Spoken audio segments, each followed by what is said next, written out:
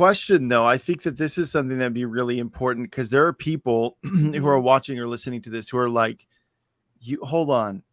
Most of your issues are external, and the external things actually push you guys closer together. How was it? Do you feel like this was a natural progression as you guys sought the Lord? Is it more compatible temperaments? Is it like learned skills? I'm just curious for you guys what that was, how you guys kind of come to that place.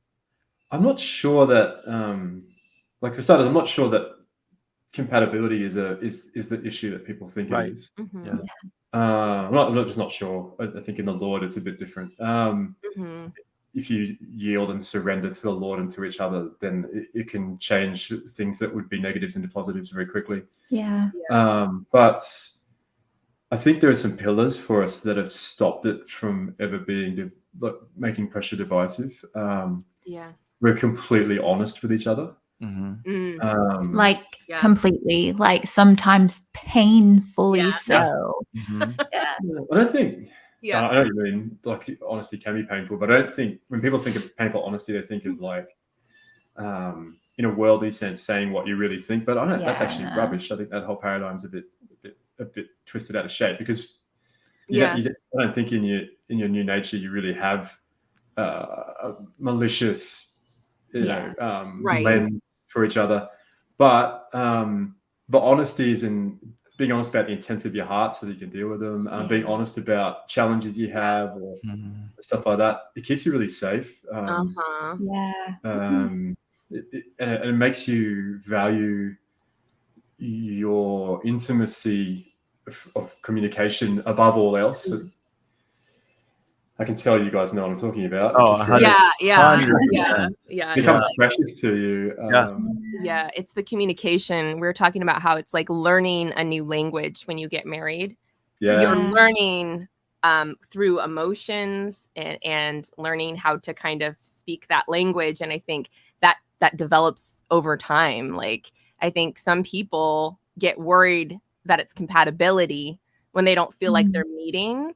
And it's like, I think there are keys in communication, which was one of your points. But also patience to learn it, right? And then it can take years for some people, right? Like, I think it's ever growing. Your language is ever growing together as a couple with God. Right. But I was curious as to like maybe some tips of like how you communicate, like how you learned to communicate together. To the point where you're not screaming at each other or stomping off. Like, what was for like maybe more newlywed couples, or somebody who's dating, like, or people who've been married for and they're a still handful of years and just like cats and dogs. There's a couple of things we can say. I think one of the most helpful things for me that we remind each other of often is that we're on the same team. I say that. We say that, and like we're on the same team, so we're not fighting against each other. And then if there is an ongoing annoyance that we can't seem to shake, but logically there's no reason for it, that's when we know that there is something demonic that's actually attacking.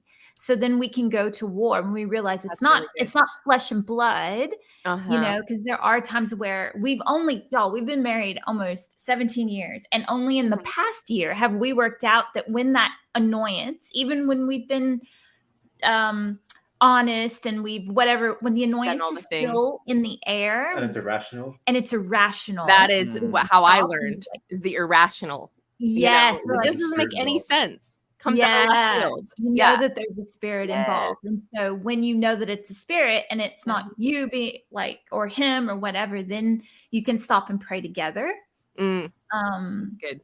Yeah, it's amazing. Sometimes like just stopping in those instances, stopping and praying, maybe not always the case. It can be a little bit of like a siege from the enemy where it's like maybe a couple of days or extended period of time. But a lot of times it just is like, boom, you just feel like something when you've identified it and you're like, no, and you both are facing the same direction in unity.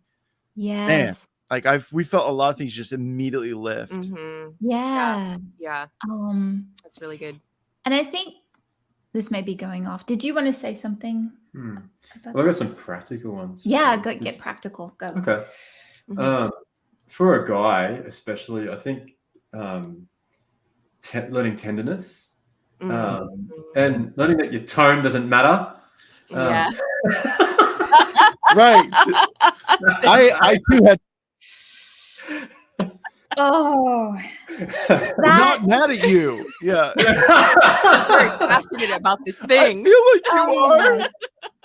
That was huge for us the first few years. I think if we fought over anything, it was tone. Yeah. I was like, I'm not a pansy. I can take it. Tell me, but don't have a negative tone. Yeah. Like, please.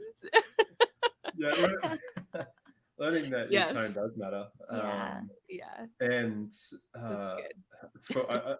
I think generalizations, but I think they're generalizations because they're generally true. Oftentimes, Mandy will be expressing an emotion, but it's undistilled, or a thought even that's attached to that emotion. And it'll be undistilled, it'll be unprocessed. And it comes out as a statement of fact.